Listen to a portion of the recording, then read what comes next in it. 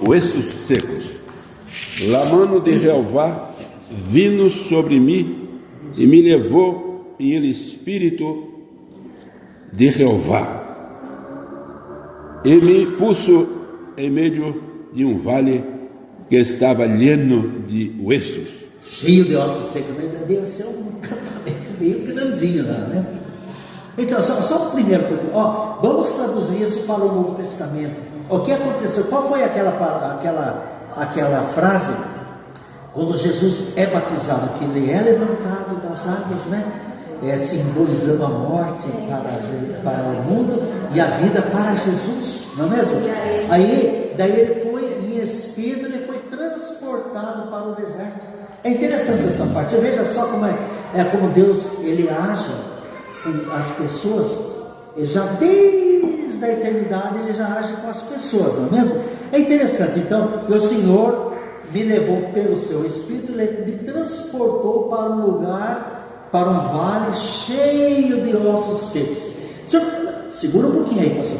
Se eu perguntar para o Jair, o que você entende por ossos secos, assim, aquele monte de ossos, né? E o vento batia forte e misturava um osso, parte do Gessé com a parte lá do Juna, isso na cultura, né?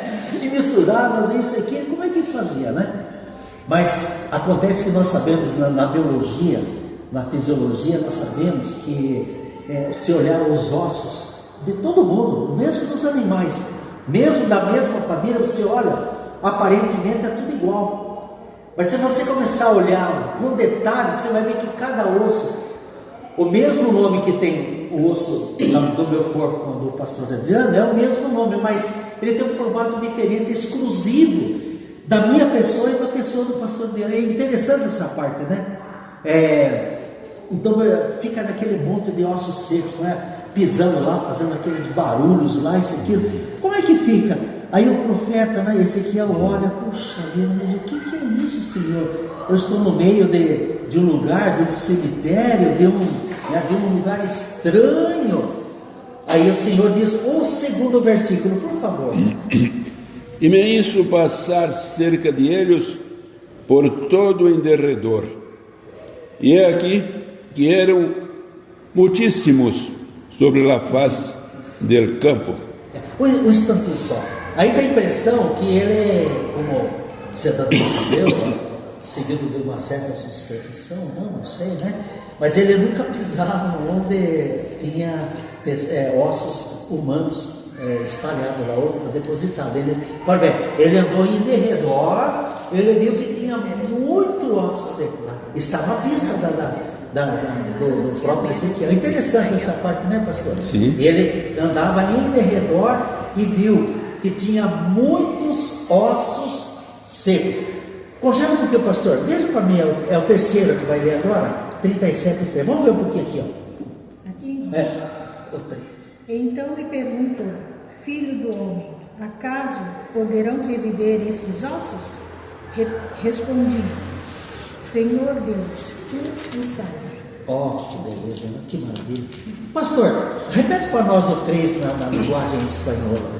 E me dijo, hijo de hombre, ¿vivirán estos huesos?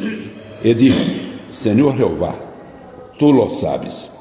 Tu sabes, né? Que beleza, né? Pensou?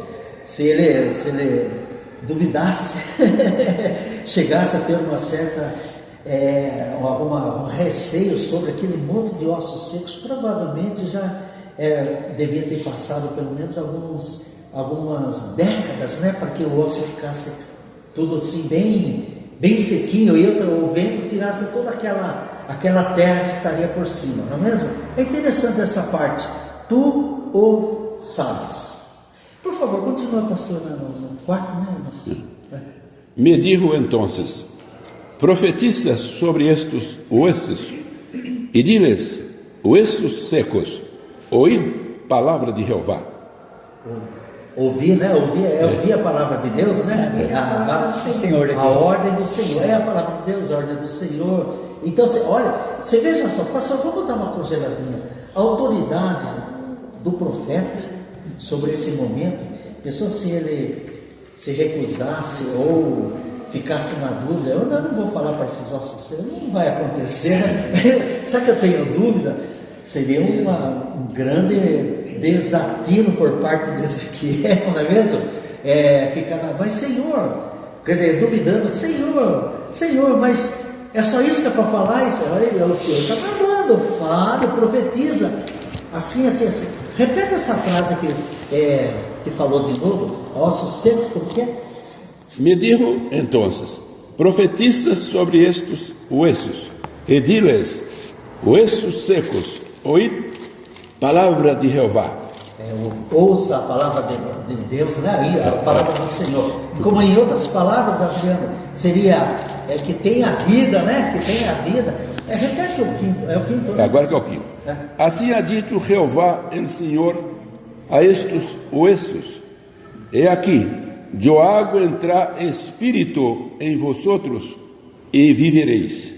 Olha só, que maravilha. Eu estou tentando assim, com toda a cautela, né, com todo respeito, aquela união dos ossos que havia, todos eles se juntaram conforme os seus corpos, né? E me parece que tem uma versão que diz assim, que todos se juntaram, que devia estar tudo espalhado, os animais do campo, não sabiam dessa ideia de que era uma pessoa, ele naturalmente pisava, pegava um pedaço, tentando comer um pedaço, mas que era tudo seco, não tinha sabor nenhum, e espalhou tudo. Mas é o Senhor. Ali não tinha espírito nenhum ali. Não, estava tudo, era só osso. Mas aí o Senhor profetiza. Repete de novo, por favor, esses 5, olha só. Assim ha dito Jehová, el Senhor, a estes huesos, he aqui, eu hago entrar espírito em vosotros e vivereis. Continua 6, por favor. E pondré tendones sobre vosotros, e haré subir sobre vosotros carne, e os cobriré de piel, e pondré em vosotros espírito, e vivereis, e sabreis que eu sou Jeová. Aí, essa é uma parte importante. O profeta Ezequiel. Depois entrou o espírito na carne. Exatamente. Ele ajuntou primeiro todos os ossos, né? Cada um dentro do seu. Inclusive tem uma versão que houve muito barulho, exatamente pelos ossos que estavam se ajuntando. Olha só que maravilha, hein, pastor? O senhor lembra dessa passagem que havia barulho quando os ossos se Continuando. Continuando, né? É o 7. Então, profeticei, pois, como me fui mandado, e houve um ruído mientras eu profetizava. E aqui temblor, e os huesos se juntaram, cada hueso com seu hueso. É interessante. Continua, por favor. E mirei, e aqui tendones sobre eles, e a carne subiu, e a piel cobriu por em cima de eles, pero não havia em eles espírito. Vida ainda, né? Continua, por favor. E me dijo, profetiza al espírito, profetiza, hijo de homem, e di al espírito, assim ha dito Jeová el Senhor, espírito, vem de los 4 vientos e sopla sobre estes muertos e viverão. É interessante essa parte. Dá uma congeladinha, pastor. É interessante. Aí nós falamos nós estudamos já na primeira, segunda lição dessa revista, falando sobre o vento, né? Toca, Senhor, sopra, Senhor, o fôlego, né? A inspiração do ser humano. É interessante essa parte. Você vê, eu estou tentando expressar essa maravilha de Deus sobre a natureza em geral. Tanto quanto os vivos, né, pastor? Quanto também dos mortos. É interessante essa parte, né? Parou no 5, 6. No 9, parei no 9, agora é o 10. O 10, por favor, depois já daqui a E profeticei como me havia mandado, e entrou espírito em eles, e viveram, e estuvieron sobre seus pés, exército grande em extremo. Um exército de gente. Exatamente. Repete esse versículo que ele leu, acho que é 10, né? Na língua portuguesa, por favor. Profetizei como ele me ordenara, e o Espírito entrou neles, e viveram e puseram em pé um exército sobremodo numerosos. Pastor, vamos dar uma congeladinha. O senhor tem uma ideia mais ou menos se esse exército numeroso seria um cento, né? Um exército de 100 pessoas, um centurião, uma centúria, né? Centúria é um agrupamento de 100 soldados. Poderia ser mais que isso, né? Bem mais que isso, né? Eu creio que aqui ele está se referindo à nação toda de Israel, que estava morta dos seus pecados, né? Então, se fosse 144 mil aí, como dizem. Então, porque viu um exército, não é aquele povo, não é? Estava morto. Então, é a ilustração, assim, que Deus pode nos ressuscitar. E ele Mas quando nós estamos na nossa morte espiritual também, Deus dá a palavra e nós revivemos. Então ele ilustrou com a morte física e juntando aqueles ossos todos, né? E colocando, emendando osso com osso, colocando pele, colocando tudo, depois os nervos, né? E depois o espírito, né? E estava vivo mesmo, né? Então é uma quantidade realmente inumerável, como está aqui, né? Porque ele está falando da nação, a nação estava morta dos seus delitos e pecados, não é? E é uma figura, é uma figura de linguagem, né? Mas se o senhor, voltando de novo para a pergunta, seria um exército para mais de 100 mil pessoas, não é? Como que ele falou? Será que ele não estava acostumado com um exército tão numeroso quanto esse que ele... Tanta gente ao mesmo tempo, né? Era gente para dedéu, não é mesmo? É interessante essa parte. Dá uma congeladinha aí. Edna, fala sobre... Você acha, claro, você tem que crer também, tanto quanto eu creio, mas às vezes a gente fica, nossa, mas será que aconteceu mesmo isso? A gente põe uma pitadinha de dúvida, né? Olha, é difícil nós confiarmos plenamente, é complicado. E Deus nos perdoe, mas nós sempre temos aquela situação que balança a nossa convicção, não é mesmo, pastor? Edna, fala um pouquinho sobre, às vezes, na coisa até mais simples, um pouquinho nós balançamos a nossa dúvida, não é mesmo? Não, principalmente quando a gente está passando por certas tribulações, a gente começa a duvidar, assim, das maravilhas do poderio do que Senhor, Deus né? criou, Da né? maravilha, Das maravilhas do poder que de Deus Deus, né? Mas aí a gente pede a Deus, livra minha cabeça desse pensamento torto. Tira, Senhor, essa dúvida, né? E a gente passa a acreditar mesmo nas maravilhas que Deus fez nas nossas vidas, através da nossa própria vida. Porque se hoje nós vivemos, respiramos, temos tudo, a esperança da vida eterna por através. É vinda dele, não é o homem. Não é nada nenhuma nossa. O homem apenas, Deus deu a sabedoria para o homem. Mas muitos nem creem, acham que ele sabe porque ele estudou, porque ele fez. Mas não, é que Deus deu a sabedoria para nós. E às vezes muitas pessoas têm essa descrença, né?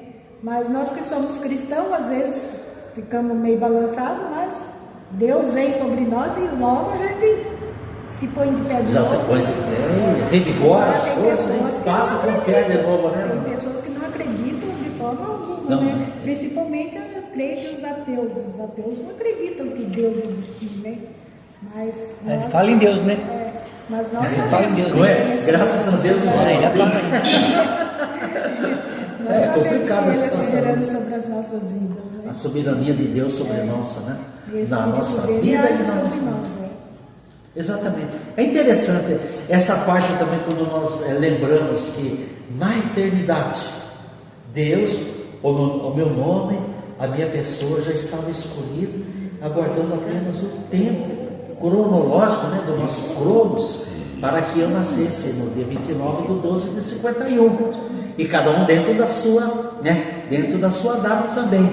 Mas às vezes a gente fica meio complicado. É igual o Jair diz assim, eu sou bom mesmo, eu faço comida, todo mundo gosta, isso aquilo, né? Esse aqui é muito bom. Tem que ter humildade, tem que ter humildade. Tem que ter humildade, porque Fala porque eu sou vivendo e aprendendo. É interessante como Deus ele é maravilhoso, né? É como eu estava vendo, eu escrevi aqui, Deus ensinando, né? Lá em Êxodo 35, aquele dando inteligência, quando Moisés é o intercessor para chamar a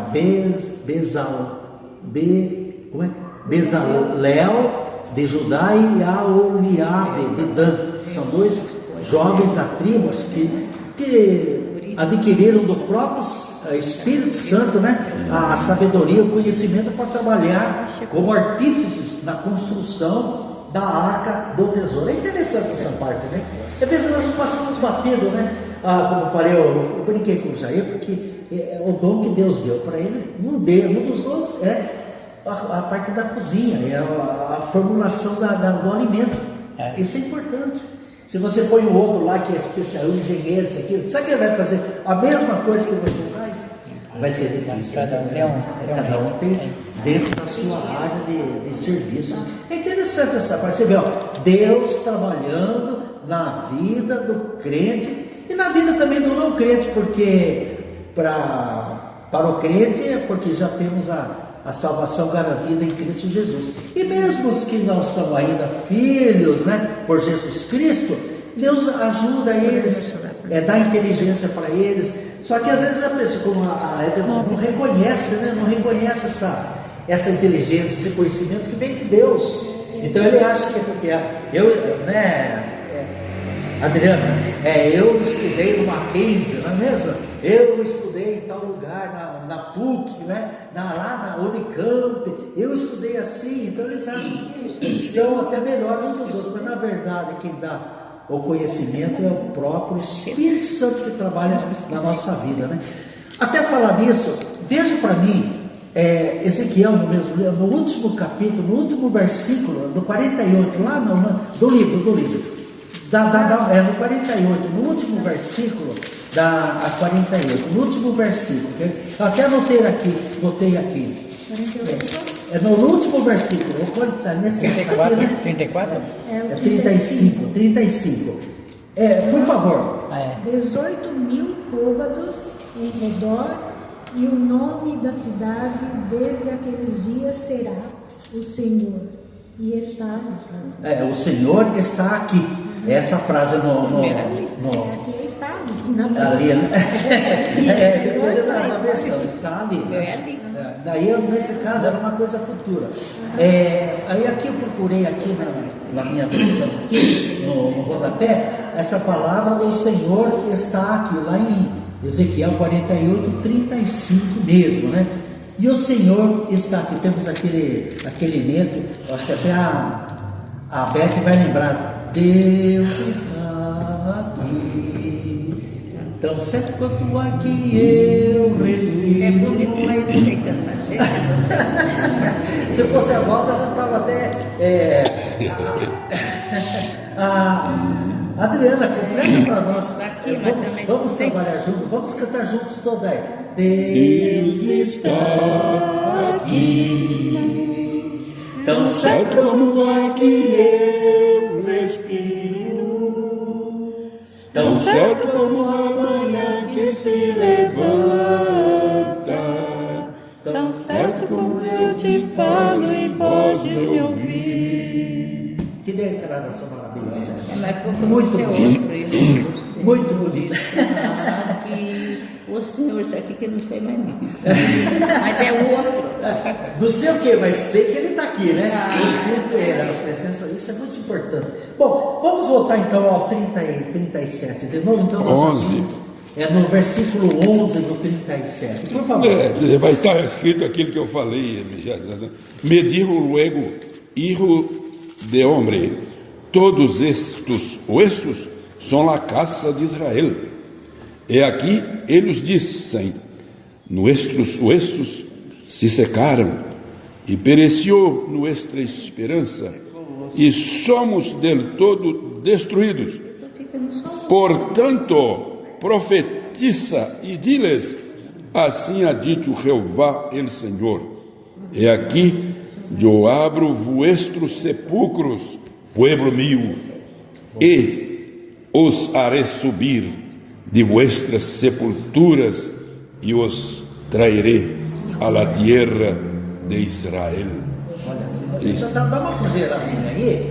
Você veja só, aí é uma profecia que o próprio Ezequiel, ele nem, acho que nunca imaginava, nunca sabia do que poderia, e nós também não sabemos como vai acontecer no futuro. É uma coisa que é uma promessa que está garantida aí, né? No dia do Senhor, aqueles que estão mortos serão ressuscitados, né?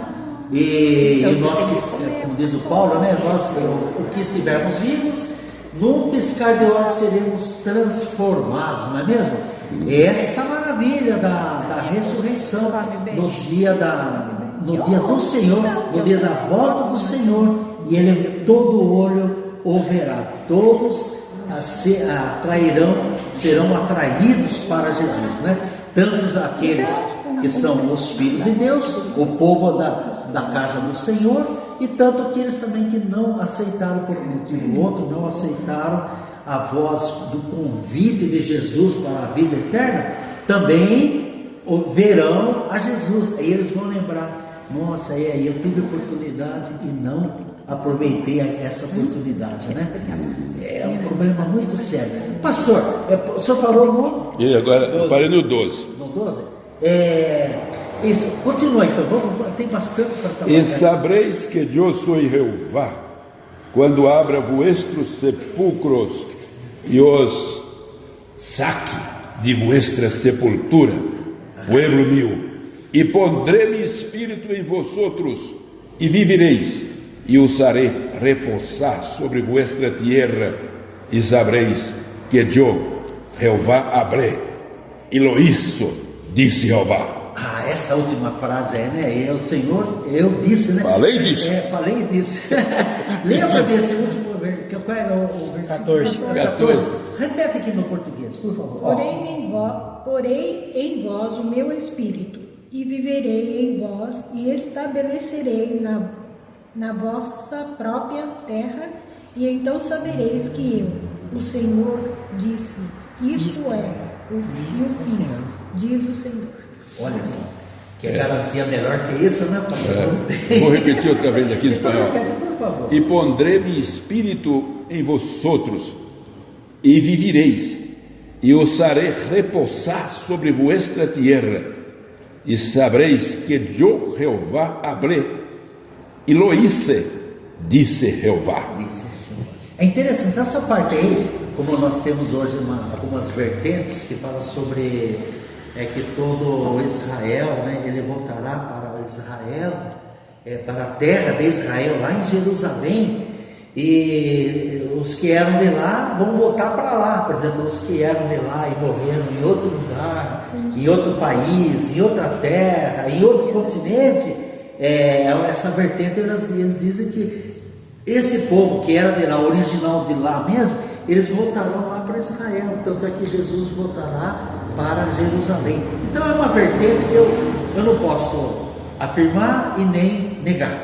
É uma coisa que eu ainda não tenho conhecimento, nem sequer um mínimo para entender essas coisas. Mas a gente ouve muitos teólogos, então cada um defende uma parte, mas a verdade é essa, como o Senhor disse, e eu colocarei o meu espírito sobre aqueles corpos, né, os cadáveres, e eles receberão vida, e eu repousarei. Olha, a ação do Espírito, não é mesmo, pastor? A ação do Espírito, eu repousarei sobre ele, como aconteceu logo após o batismo de Jesus, né? Como aconteceu também outras pessoas que o Senhor estava sobre a cabeça daquelas pessoas lá. É interessante, mais uma vez o Espírito do Senhor trabalhando na vida da humanidade.